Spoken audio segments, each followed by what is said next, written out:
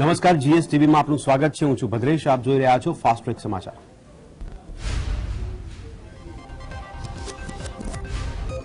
સુરતમાં આવતીકાલે આંતરરાષ્ટ્રીય પતંગ મહોત્સવનું આયોજન કરવામાં આવ્યું છે। સુરત જિલ્લા વહીવટીતંત્ર અને પાલિકા સહિત ગુજરાત પ્રવાસન નિગમ દ્વારા સૂર્યપુત્રી તાપી નદીના તટે અને નયન રમ્ય વાતાવરણ વચ્ચે આંતરરાષ્ટ્રીય પતંગ મહોત્સવનું આયોજન કરાયું છે, જેની તમામ તૈયારીઓને આખરી ઓપ આપવામાં આવી રહ્યો છે। સૂર્યપુત્રી તાપી નદીના તટે યોજાવા જઈ રહેલા આંતરરાષ્ટ્રીય પતંગ મહોત્સવમાં દેશ વિદેશના પતંગબાજો ભાગ લેવાના છે, જેમાં 16 દેશો અને 3 રાજ્યના 80 પતંગબાજો પતંગ મહોત્સવમાં ભાગ લેશે અને અવનવા પતંગના કરતબો બતાવશે।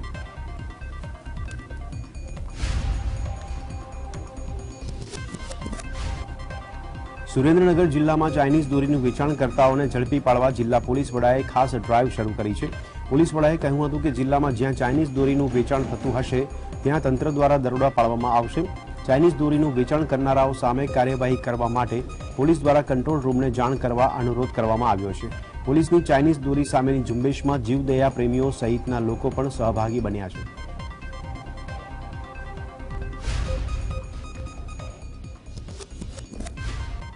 ભાભરના મલીરપુરાથી બલોધણ સુધીના ડામરના રોડમાં ભ્રષ્ટાચારનો આક્ષેપ કરવામાં આવ્યો છે। માર્ગ મકાન વિભાગ અને કોન્ટ્રાક્ટરે મનમાની કરીને હલકી ગુણવત્તાવાળો રોડ બનાવ્યો હોવાનો ગ્રામજનોએ આક્ષેપ કર્યો હતો। બનાસકાંઠાના આંતરડિયાળ ગામે વિકાસથી વંચિત ન રહે, રોડ તે માટે એક આ ગામથી બીજા ગામે સંપર્કમાં રહે તે હેતુથી રાજ્ય સરકારે પાકા રોડ બનાવવાના અભિગમ હાથ ધર્યો છે। જોકે હલકી ગુણવત્તાવાળો માલ સામાન વાપર્યો હોવાથી રોડ પરથી કપચી ઉખડી રહી છે, તેથી સ્થાનિકોએ ફરી રોડ કરવાની કામગીરીની માંગ કરી છે।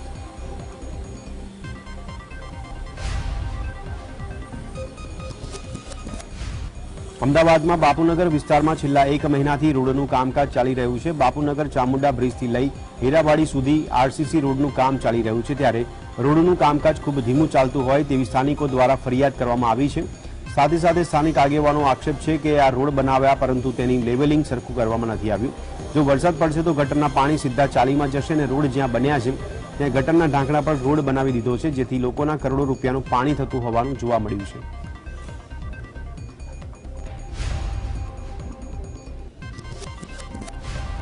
અમદાવાદમાં પાણીના પોલ્યુશનની ફરિયાદો વધી રહી છે, ત્યારે આ મુદ્દે વોટર કમિટીની બેઠકમાં ગહન ચર્ચા કરવામાં આવી હતી।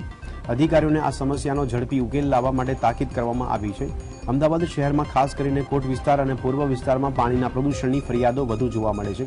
આ સાથે કમિટીમાં નવો કોન્ટ્રાક્ટ મંજૂર કર્યો છે, જે મુજબ કોન્ટ્રાક્ટર ટેન્ડરમાં જીએસટી વગરના ભાવ ભરશે અને અગાઉ કોન્ટ્રાક્ટર દ્વારા ટેન્ડરમાં જીએસટી સાથેના ભાવ સાથે ભરાતા હતા, જેથી જીએસટીમાં ભાવમાં ફેરફાર થાય તો તે ભાવ તફાવત આપી શકાશે।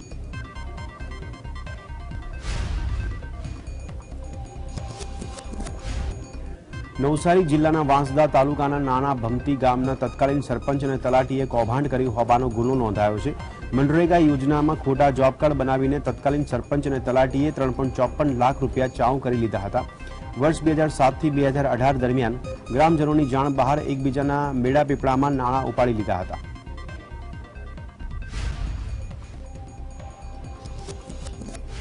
અમદાવાદમાં પ્રમુખ સ્વામીનગરમાં 58 યુવકોએ દીક્ષા ગ્રહણ કરી હતી। મહંત સ્વામી મહારાજે યુવાનોના સંબંધીઓની ઉપસ્થિતિમાં તેમને દીક્ષા ગ્રહણ કરાવી હતી।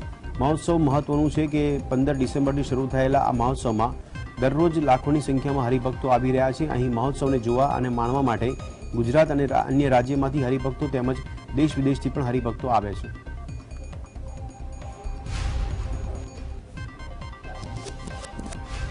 મહેસાણાના પૂર્વ સાંસદ જીવા પટેલે પ્રમુખ સ્વામી મહારાજને મરણોત્તર ભારત રત્ન એવોર્ડ આપવા માટે રજૂઆત કરી છે। પૂર્વ સાંસદ જીવા પટેલ દ્વારા પ્રધાનમંત્રીને કરવામાં આવેલી રજૂઆતમાં જણાવાયું છે કે અક્ષર નિવાસી પ્રમુખ સ્વામી મહારાજને ભારત રત્ન એવોર્ડ મળે તેવી સમગ્ર સમાજની માંગણી છે।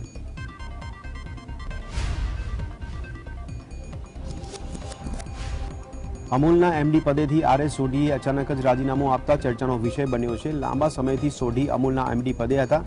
કુરિયન બાદ અમૂલની સફળ દેશ અને વિશ્વ સ્તર પર આગળ વધારવામાં સોઢીનો મોટો ફાળો છે।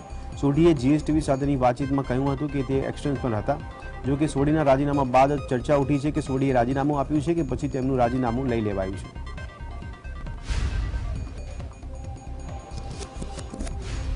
ગુજરાત રાજ્યને નવા રાજ્ય પોલીસ વડા મળશે। રાજ્ય પોલીસ વડાનું એક્સટેન્શન આ મહિનાના અંતમાં પૂર્ણ થશે। આશિષ ભાટિયાનું એક્સટેન્શન 31 જાન્યુઆરી 2023ના રોજ પૂર્ણ થઈ રહ્યું છે। આશિષ ભાટિયા 1985 બેન્ચના આઈપીએસ અધિકારી છે।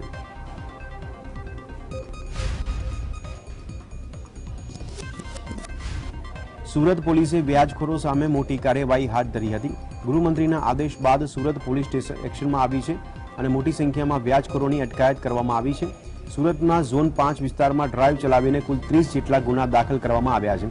અગાઉ સુરત ક્રાઇમ બ્રાન્ચે 16 જેટલા ગુના દાખલ કરીને વ્યાજખોરોની અટકાયત કરી હતી। વ્યાજખોરો સૌથી ઊંચું 5 થી 15% સુધીનું વ્યાજ વસૂલતા હતા। વ્યાજખોરોની ત્રાસની અનેક ફરિયાદો આવ્યા બાદ પોલીસ એક્શનમાં આવી છે।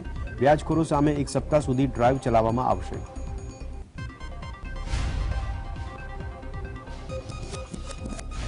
સુરતમાં 48 કલાકમાં હત્યાની ચોથી ઘટના સામે આવી છે। શહેરના ડિંડોલીમાં 2, લિંબાયતમાં 1 અને ઉધનામાં 1 મળીને 4 હત્યાની ઘટના બની હતી। ગૃહમંત્રીના હોમટાઉનમાં હત્યાનો સિલસિલો યથાવત છે ત્યારે ફરી ઉધના ઝાંસીની રાણી ગાર્ડન બહાર જીવલેણ હુમલો કરવામાં આવ્યો હતો। યુવકને ગંભીર હાલતમાં સારવાર માટે ખસેડવામાં આવ્યો, જ્યાં સારવાર દરમિયાન યુવકનું મોત થયું હતું। ત્યારે હત્યાના ઘટનાના સીસીટીવી સામે આવ્યા છે, જેમાં હત્યાની ઘટના બાદ 2 શખ્સો ફરાર થતા સીસીટીવીમાં કેદ થવા પામ્યા છે। ઉધના પોલીસે આરોપીઓની શોધખોળ હાથ ધરી છે।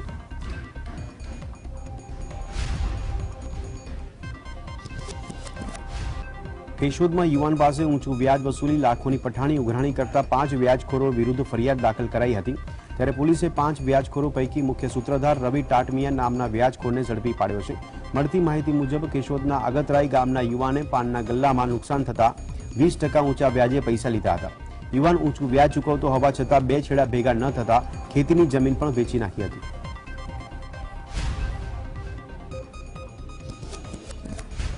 શહેરા પોલીસે ચાઇનીઝ દોરીના જથ્થા સાથે આરોપીઓને ઝડપી પાડ્યો હતો। નવી વાડી ગામમાં બાતમીના આધારે રેડ કરી પોલીસે ચાઇનીઝ દોરીનો વેપાર કરતા એક ઇસમને ઝડપી પાડ્યો હતો। પોલીસે પ્રતિબંધિત ચાઇનીઝ દોરીની 60 રીલ જપ્ત કરી છે।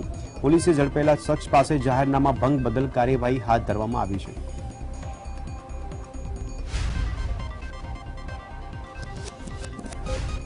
વલસાડના છીપવાડ વિસ્તારના દિયા એપાર્ટમેન્ટમાં લાખોની ચોરીની ઘટના પ્રકાશમાં આવી છે। વેપારીના ફ્લેટમાંથી 25 તોલા સોનું સહિત રૂપિયા 10.25 લાખની ચોરી કરી ફરાર થતા શખ્સો સીસીટીવીમાં કેદ થયા છે।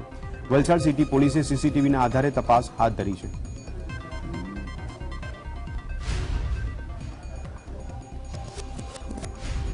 ભરૂચના શક્તિનાથ વિસ્તારમાંથી એસઓજીએ એક કારમાંથી 35 લાખ સાથે એક શખ્સની ધરપકડ કરી છે। આ નાણાં હવાલાના હોવાની આશંકા છે। એસઓજીની ટીમે 35 લાખ રોકડ, કાર અને મોબાઈલ સહિત 40 લાખથી વધુનો મુદ્દામાલ કબજે કર્યો છે। 35 લાખની રકમને લઈને જીએસટી અને ઇન્કમટેક્સ ડિપાર્ટમેન્ટ પણ તપાસમાં જોડાશે।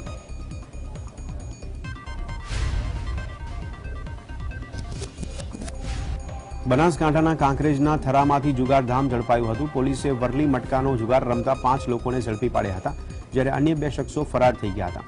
પોલીસે ડાયરી, મોબાઈલ અને રોકડ સહિત 43,890 રૂપિયાનો મુદ્દામાલ જપ્ત કર્યો હતો। જુગારધામ મામલે થરા પોલીસે વધુ કાર્યવાહી હાથ ધરી છે।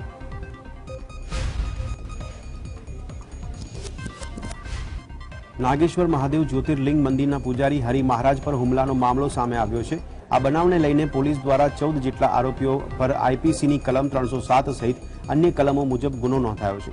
સોમવારે સાંજે મંદિરમાં વચ્ચેથી દર્શન કરવા બાબતે નાગેશ્વર ગામના જ લોકો દ્વારા નાગેશ્વર મંદિરના પૂજારી તેમજ તેમના પરિવાર પર હુમલો કર્યો હતો।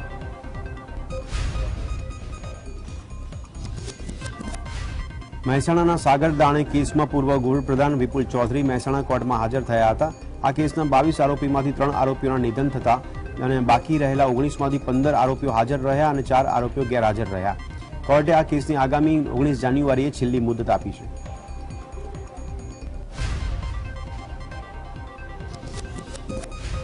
અમદાવાદના દાણી લીમડામાં ચાલતા જુગારધામ પર સ્ટેટ મોનિટરિંગ સેલની ટીમે દરોડા પાડ્યા હતા, તેમજ 4,39,000ના મુદ્દામાલ સાથે 11 જુગારીઓની ધરપકડ કરી છે। જુગારનો અડ્ડો ચલાવનાર સહિતના 23 જુગારીઓ વોન્ટેડ છે। જુગારધામ સંભાળનાર અને ખેલીઓના વાહનો સંભાળવા માટે પણ માણસો રાખ્યા હતા।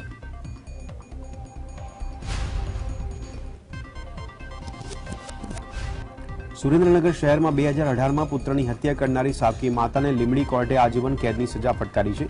સુરેન્દ્રનગરના કૃષ્ણનગર વિસ્તારમાં રહેતા શાંતિલાલ કાંતિલાલ પરમારે પ્રથમ પત્નીના અવસાન બાદ જીનલ નામની યુવતી સાથે લગ્ન કર્યા હતા। શાંતિલાલને પ્રથમ પત્નીથી થયેલા પુત્ર ભદ્ર ઉર્ફે ધ્રુવ હતો, જ્યારે જીનલને પણ અગાઉ કરેલા લગ્નથી થયેલી પુત્રી હતી। શરૂઆતના સમયમાં સાવકી માતા જીનલ ભદ્ર ઉર્ફે ધ્રુવને સારી રીતે રાખતી હતી।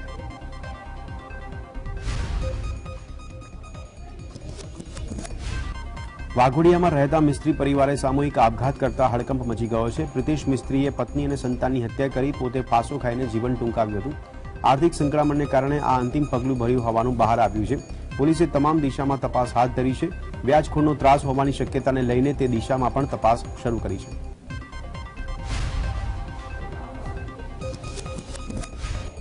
ભાવનગરના ભંડારિયા ગામના ભરતભાઈ નામના યુવક માર્કેટિંગ યાર્ડમાં ડુંગળી ખાલી કરી પરત ફરતા સમયે હાઈવે પર સ્ટીયરિંગ પર કાબુ ગુમાવતા ગમખ્વાર અકસ્માત સર્જાયો હતો, જેમાં યુવાન ગંભીર રીતે ઇજાગ્રસ્ત થયો હતો। યુવકને સારવાર અર્થે સરટી હોસ્પિટલમાં ખસેડતા યુવકનું મોત નીપજ્યું હતું। જૂનાગઢ હાઈવે પર કેદરબા ચોકડી પાસે કાર ચાલકે કાબુ ગુમાવતા કાર ડિવાઈડર સાથે અથડાઈ હતી। કાર ચાલકને ગંભીર ઈજા પહોંચતા ફરજ પરના ટ્રાફિક પોલીસે કારનો કાચ તોડી ઈજાગ્રસ્તને દવાખાને ખસેડ્યો હતો।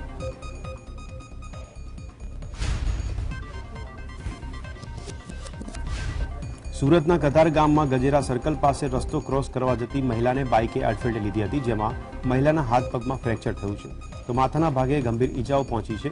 મહિલાને સારવાર અર્થે હોસ્પિટલમાં ખસેડવામાં આવી છે। કતાર ગામ પોલીસે ગુનો નોંધી વધુ તપાસ હાથ ધરી છે।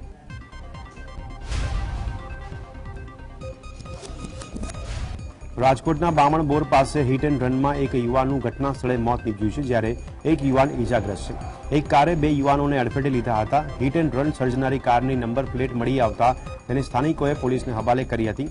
કુવાવડા પોલીસે કાર ચાલકને શોધવાની કામગીરી શરૂ કરી છે।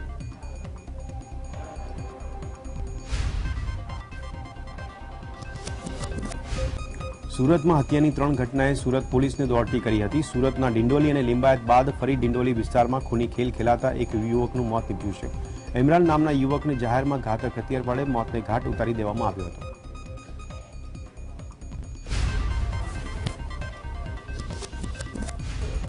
સુરતના ડિંડોલીમાં થયેલી યુવકની હત્યાનો ભેદ પોલીસે ઉકેલ્યો છે। ડિંડોલી પોલીસની તપાસમાં મિત્રે જ મિત્રની હત્યા કરી હોવાનું બહાર આવ્યું છે। પોલીસે હત્યારા મિત્રની ધરપકડ કરીને આગળની તપાસ હાથ ધરી હતી।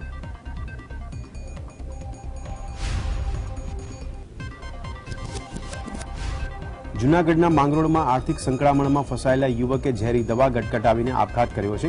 તે છેલ્લા 2 વર્ષથી બોટ બનાવવાનું કામ કરતો હતો, પરંતુ આ ધંધામાં ખોટ જતા ઇસ્માઇલ નામના શખ્સે આપઘાત કર્યો છે, જેને લઈને પોલીસે વધુ તપાસ હાથ ધરી છે।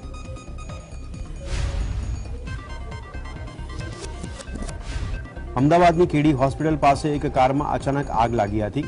કારમાં એકાએક આગ લાગતા આસપાસના લોકોમાં નાસભાગ મચી ગઈ હતી, ત્યારે ફાયર બ્રિગેડ તાત્કાલિક ઘટના સ્થળે પહોંચીને આગ પર કાબુ મેળવ્યો હતો। આગની ઘટનામાં સદનસીબે કોઈ જાનહાનિ થઈ નથી, જોકે કારમાં આગ લાગવાનું કારણ હજુ પણ અકબંધ છે।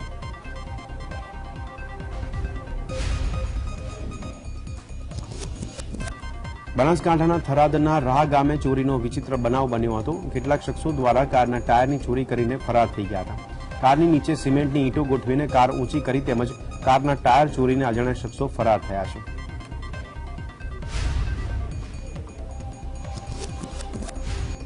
રાજ્યમાં કડકડતી ઠંડીમાં તસ્કરોનો તરખાટ પણ સામે આવ્યો છે। રાજકોટ ભક્તિનગર વિસ્તારની મારુતિ સોસાયટીમાં તસ્કરોએ હાથ સાફ કર્યો હતો। રાત્રિના સમયે ગાડીના વ્હીલ પ્લેટની ડીશ કાઢીને ગેંગ ફરાર થઈ ગઈ હતી। સમગ્ર ઘટના સીસીટીવી કેમેરામાં કેદ થઈ છે।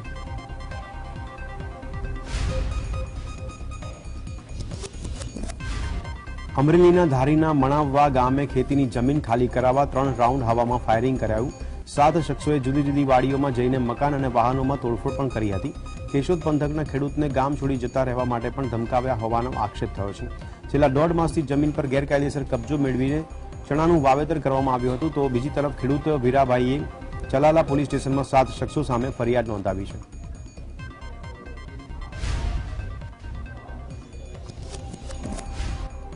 રાજકોટમાં દારૂની ખેપ મારતો પોલીસ કોન્સ્ટેબલ ઝડપાયો છે। રાજકોટ પોલીસે ખાનગી દારૂ બસમાંથી કોન્સ્ટેબલ વિશાલ સોલંકીને દારૂની ખેપ મારતા ઝડપી પાડ્યો છે। તેની પાસેથી ₹21,51,000ની કિંમતની 286 વિદેશી દારૂની પેટી જપ્ત કરી છે।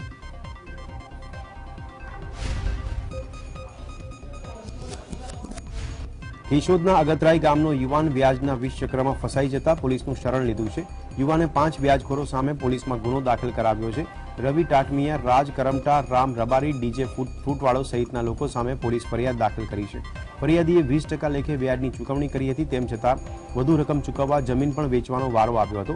જમીન વેચાણમાં મેળવેલી રકમ પૈકી વ્યાજખોરે ફરિયાદી પર દબાણ લાવીને 22 લાખ ઓળવી જઈને યુવાનને ત્રાસ આપ્યો હતો। અગતરાઈનો યુવાન વ્યાજખોરના ત્રાસથી સુરત જવા મજબૂર બન્યો હતો।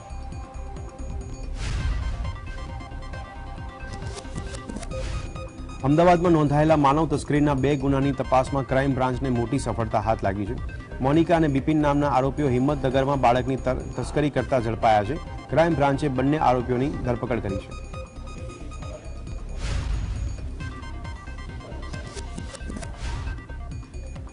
મહીસાગરના લુણાવાડા ખાતેથી જિલ્લા શિક્ષણ અધિકારી પ્રકાશ મોદીને ₹20,000ની લાંચ લેતા ઝડપી પાડવામાં આવ્યો છે. આરોપીએ ભેમાનંદ વિદ્યાલયમાં શિક્ષિકા પાસે એમ્પ્લોય નંબરની ફાળવણી માટે ₹20,000ની લાંચ માંગી હતી. અધિકારીઓએ છટકું ગોઠવીને ₹20,000ની લાંચ લેતા આરોપીને દબોચી. સુપ્રીમ કોર્ટે જોશીમઠ કેસ પર તાત્કાલિક સુનાવણી કરવાનો ઇનકાર કર્યો છે. સુપ્રીમ કોર્ટે હવે આ અંગે સુનાવણી માટે આગામી તારીખ 16 જાન્યુઆરી આપી છે. સુપ્રીમ કોર્ટે કહ્યું કે દરેક મામલામાં સુપ્રીમ કોર્ટમાં આવવાની જરૂર નથી. લોકતાંત્રિક રીતે ચૂંટાયેલી સંસ્થાઓ આના પર કામ કરી રહી છે. નોંધનીય છે કે જોશીમઠ કેસમાં સ્વામી અભિમુક્તેશ્વર નંદ સરસ્વતી વતી અરજી કરવામાં આવી હતી. સોમવારે અરજદારના વકીલે આ મામલે તાકીદે સુનાવણીની માંગ કરી હતી, જેના પર ચીફ જસ્ટિસ ડીવાય ચંદ્રચૂડ અને જસ્ટિસ પીએસ નરસિમ્હાની બેન્ચે જણાવ્યું હતું કે યોગ્ય પ્રક્રિયાને અનુસર્યા પછી જ મંગળવારે ફરી અરજીનો ઉલ્લેખ કરો અને અરજીમાં દાવો કરવામાં આવ્યો હતો કે જોશીમઠના ભૂસ્ખલન જેના માટે મોટા પાયે ઔદ્યોગિકરણને કારણ હાથ ધરવામાં આવ્યું છે. ઉત્તરાખંડના લોકોને તાત્કાલિક નાણાકીય સહાય અને વળતરની પણ માંગ કરવામાં આવી હતી.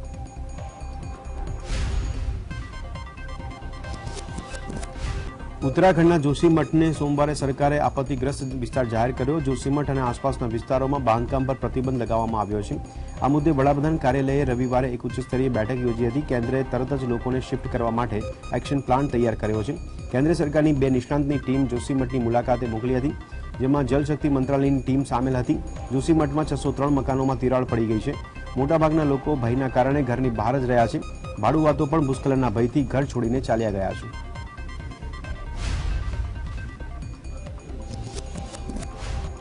બિહારની રાજધાની પટના અને રાજ્યના અન્ય વિસ્તારોમાં તાપમાન સૌથી નીચા સ્તરે પહોંચી ગયું છે. પટનામાં ઠંડીની લહેરથી બચવા લોકો આગનો સહારો લઈ રહ્યા હોય. હવામાન વિભાગ દ્વારા જારી કરાયેલા આંકડા મુજબ 5 શહેરોમાં લઘુત્તમ તાપમાન 5 ડિગ્રી સેલ્સિયસથી નીચે નોંધાયું છે. તેમજ 13 જિલ્લામાં લઘુત્તમ તાપમાન 7 ડિગ્રી સેલ્સિયસથી ઓછું છે. હવામાન વિભાગે 10 જિલ્લાઓ માટે કોલ્ડ વેવનું એલર્ટ આપ્યું હતું, જેમાં પટના, ગયા, ભાગલપુર અને પૂર્ણિયામાં તીવ્ર ઠંડીની ચેતવણી પણ આપવામાં આવી છે.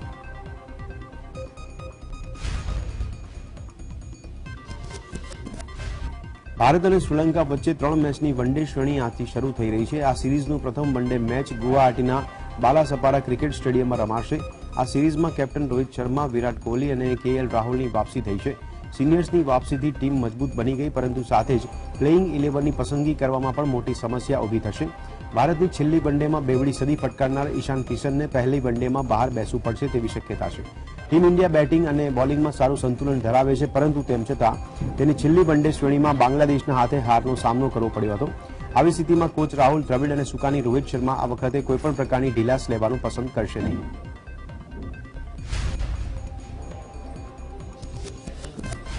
રાષ્ટ્રીય પાટનગરમાં સતત ઠંડીનો પ્રકોપ ચાલુ રહ્યો છે. આઈએમડી અનુસાર ઉત્તર ભારતના ભાગોમાં ચાલી રહેલી ઠંડીની લહેર વચ્ચે દિલ્હીના સફદરગંજમાં લઘુત્તમ તાપમાન 6.4 ડિગ્રી સેલ્સિયસ અને પાલમમાં 7.5 ડિગ્રી સેલ્સિયસ લઘુત્તમ તાપમાન નોંધાયું.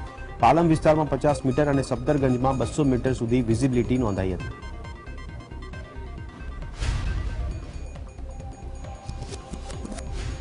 યુપીના શહેરો પર્વતીય વિસ્તારો કરતાં પણ ઠંડા થયા છે. અયોધ્યા 3 ડિગ્રી સેલ્સિયસ તાપમાન સાથે ઉત્તર પ્રદેશમાં સૌથી ઠંડુ રહ્યું હતું, જ્યારે નૈનીતાલમાં 6.2 ડિગ્રી અને મનાલીમાં 4.4 ડિગ્રી પારો નોંધાયો છે. સાથે જ 24 કલાક ઠંડીથી રાહત મળવાની કોઈ આશા વ્યક્ત કરાઈ નથી. ત્યારે સોમવારે ઉત્તર પ્રદેશમાં ઠંડીની સાથે ગાઢ ધુમ્મસ પણ જોવા મળ્યું હતું. રાજ્યમાં મહત્તમ તાપમાન 16 ડિગ્રી જ્યારે લઘુત્તમ તાપમાન 5 ડિગ્રી રહેવાની સંભાવના વ્યક્ત કરાઈ હતી. યુપીના 32 શહેરોમાં ઓરેન્જ એલર્ટ પણ જાહેર કરવામાં આવ્યું હતું.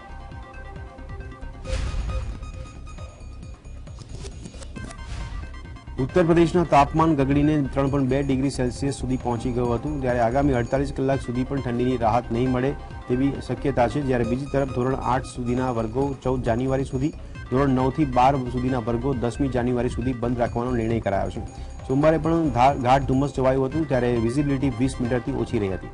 કાનપુરમાં છેલ્લા 24 કલાકમાં 2 યુવકો સહિત વધુ 17 દર્દીઓના હાર્ટ એટેકના કારણે મોત થયા છે, જ્યારે 2 વડીલોએ બ્રેઇન સ્ટ્રોકથી મૃત્યુ પામ્યા હતા. 8 દિવસમાં હાર્ટ એટેકના કારણે 114 લોકોના મોત થયા છે.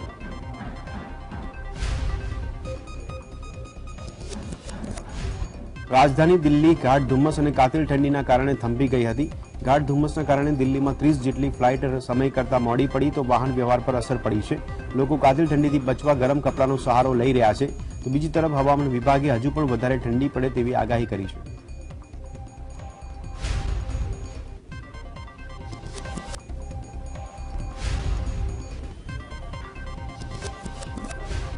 તમિલનાડુ વિધાનસભામાં ભારે ડ્રામા જોવા મળ્યો હતો. અહીં ભારે હોબાળા વચ્ચે રાજ્યપાલ આર.એન. રવિએ ગૃહમાંથી વોકઆઉટ કરવું પડ્યું હતું.